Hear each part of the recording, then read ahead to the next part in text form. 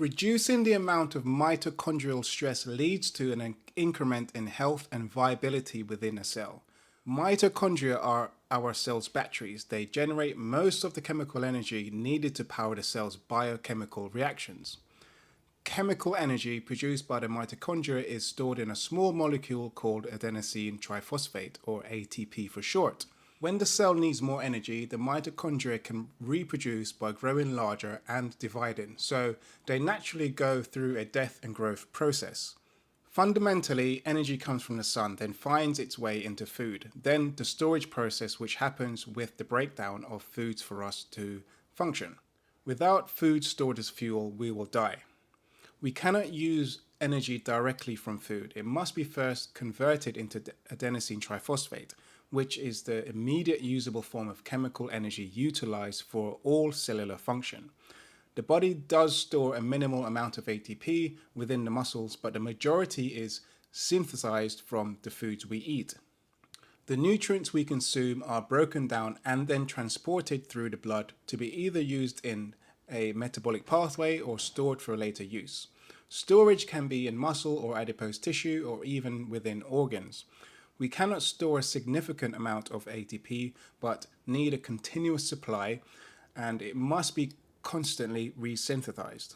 This occurs in several ways using one of three energy systems or energy pathways. Number one is phosphagen or immediate source. The phosphagen pathway is the first energy source called upon at the beginning of any exercise or in bursts of movements that are too quick for other systems to be called into action. It uses creatine phosphate to generate ATP. Number two is the anaerobic, somewhat slow and uses carbohydrates. Number three is the aerobic, so this is slow and uses either carbohydrates or fats. So how can we use this knowledge about mitochondria to help us have more energy in our daily pursuits?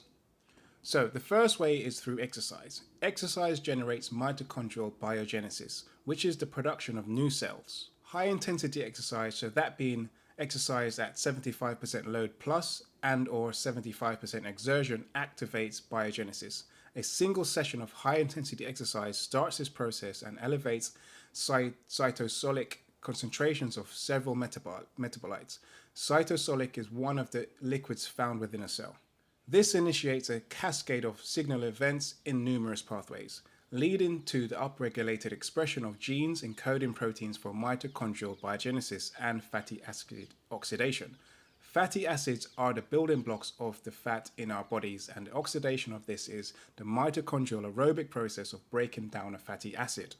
Exercise consistently and you compound this process, rewriting and upregulating gene expression. We also have to consider that not all exercise is made equally, and how you execute movements is very important.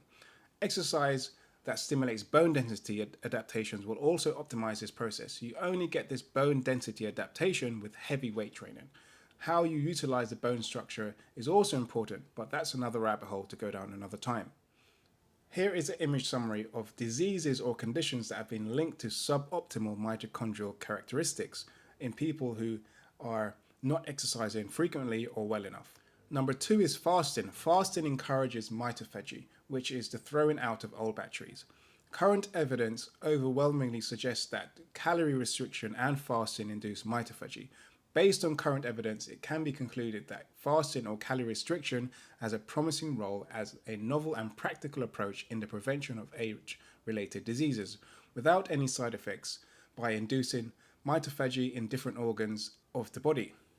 One of the main functions of the kidneys is to remove waste and toxins from the blood, but also help to make hormones, to produce red blood cells, and to turn vitamin D into its active form.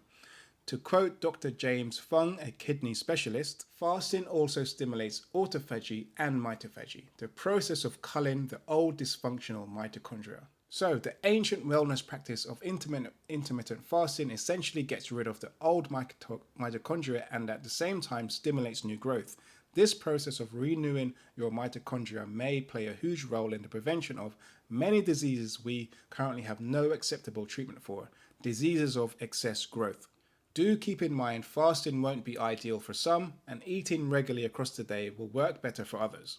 In my opinion, this usually depends on how much stored energy you have to sustain yourself from. So that being stored energy stored in your muscle or fat, and also how well your insulin function is operating at. And finally, number 3, actively reducing stress helps to not drain these batteries. Poor management of stress leads to our cells experiencing stress, and that cellular stress affects energy levels, mental well-being, sleep, and beyond.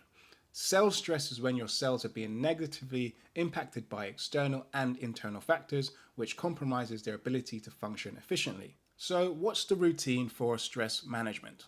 There are a number of great ways to increase parasympathetic activity, bringing your body into a state of calm, telling your vagus nerve that there is no need for a fight or flight response. However, the power of sleep is undeniable and should be your first priority.